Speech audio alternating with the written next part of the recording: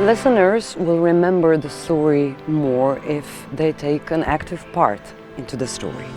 By including them into the story, you gain their attention and you help them develop their senses and their imagination. With this ice-breaking activity, we try to stimulate the participants to use non-verbal communication, and eye contact is a really important part of it. So this is the time for creativity.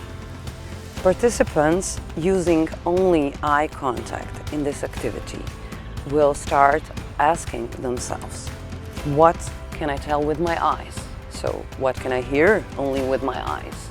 How do they hear me others? Am I understood or misunderstood?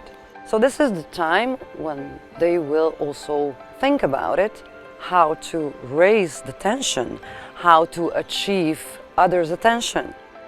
So the main point of this activity is hidden in the emotions.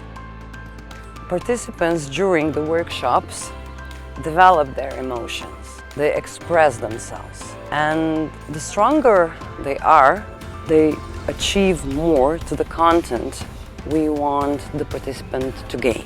So dare to provoke them in a respectful way, so they will move their boundaries, and you will see what happens.